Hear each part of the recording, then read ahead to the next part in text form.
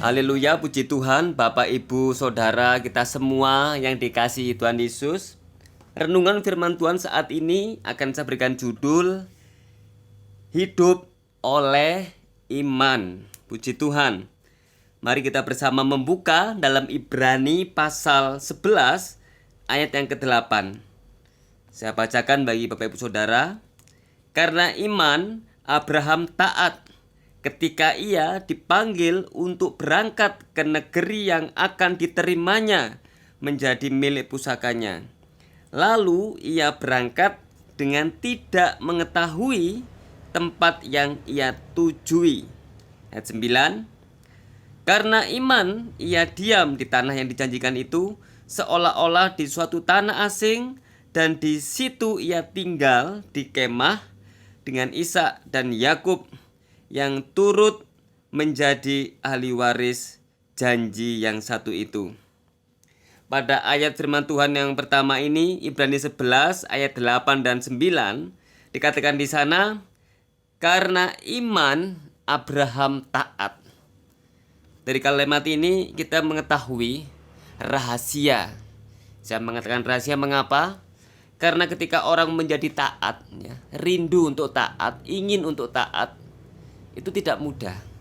Ada begitu banyak tantangan, ada hal-hal yang menghalangi. Tetapi dikatakan di sini mengapa Abraham taat? Kita tahu firman menerangkan rahasia yang besar ini. Karena apa? Karena Abraham memiliki iman. Jadi iman yang diterima, yang dimiliki oleh Abraham membuat Abraham menjadi pribadi yang taat. Puji Tuhan. Yang kedua, saya ingin membaca dalam ayat yang ke-11. Dikatakan di sana, karena iman ia juga dan Sarah beroleh kekuatan untuk menurunkan anak cucu walaupun usianya sudah lewat. Karena ia menganggap dia yang memberikan janji itu setia. Yang kedua, orang yang hidup oleh iman ini memiliki dampak yang luar biasa bagi kehidupan rohaninya. Dia memiliki kekuatan. Diceritakan di ayat ini bagaimana Abraham dan Sarah beroleh kekuatan untuk menurunkan anak cucu. Dan Abraham dan Sarah beriman, meyakini bahwa Tuhan yang berjanji adalah Tuhan yang setia, yang pasti menepati janjinya. Mari kita bersama saat ini melalui renungan ini meneladani. Kita berusaha menjadi orang-orang yang memiliki iman, belajar. Kita meminta pada Tuhan. Adalah iman ilahi itu, iman dari Allah itu kita miliki. Ada dalam setiap pribadi kita. Karena iman yang dari Allah ini membawa kita kepada ketaatan. Yang membawa kita menjadi orang-orang yang setia. Kita memperoleh kekuatan daripadanya. Dan berikutnya saya ingin membaca dalam ayat yang ke-24. Karena iman maka Musa setelah dewasa menolak disebut anak putri Firaun. Ayat 25.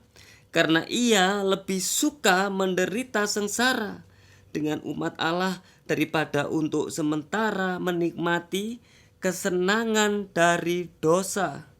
Perhatikan Bapak Ibu Saudara ayat 26. Ia menganggap penghinaan karena Kristus sebagai kekayaan yang lebih besar daripada semua harta Mesir, sebab pandangannya ia arahkan kepada upah. Jadi ayat ini menerangkan bagaimana Musa juga memiliki iman Allah ini, yang membawa Musa untuk menolak disebut sebagai anak putri Firaun. Bahkan Musa dengan iman dari Allah itu, dia lebih suka menderita bersama dengan umat Allah. Dan Musa menganggap penghinaan karena Kristus sebagai kekayaan yang lebih besar daripada semua harta Mesir. Berarti di sini Musa memiliki iman yang membawa dia memandang ke depan, jauh ke depan. Mungkin apa yang dilihat saat itu di depan mata, kasat mata, mungkin tidak ada pengharapan. Ya. Belum ada hasil yang dia terima, tapi dia meyakini jauh ke depan. Ayat 26 dikatakan, sebab pandangannya ia arahkan pada upah. Kita percaya setiap kita pun saat ini ingin dan rindu memiliki iman, di mana iman yang sudah diterima ya, oleh para nabi-nabi Tuhan, umat, oleh orang-orang pilihan, di mana yang baru kita baca ya, yang dialami oleh Abraham, oleh Sarah, oleh Musa dan lain-lain. Dan saya percaya kita pasti menjadi orang-orang ya, yang berhasil, di manakala iman itu, iman Allah itu kita miliki. Dan saya melalui renungan ini, saya ingin menyemangati kita semua, tetap setia, tetap percaya. Percayai janji-janji Tuhan seperti Sarah percaya. Meskipun kita tidak melihat saat ini, tapi yakinlah, karena iman itu adalah dasar ya dari segala sesuatu yang kita harap, dan bukti dari segala sesuatu yang tidak kita lihat. Perhatikan ya. Iman bukti dari segala sesuatu yang tidak kita lihat, tapi kita percaya kita sudah menerima. Puji Tuhan. Kita bersyukur renungan saat ini mengingatkan kita bahwa hidup kita, hidup yang oleh iman itu membawa dampak yang besar dalam perjalanan hidup kita, memberi kita kekuatan, membawa kita kepada kesetiaan. Hidup oleh iman itu membawa kita kepada ketaatan. Ada berkat-berkat yang kita terima jika kita hidup di dalam iman, percaya dan yakin janji firman Tuhan. Seperti saya ingin membuka dalam 1 Tesalonika 4 ayat 16 dan 17.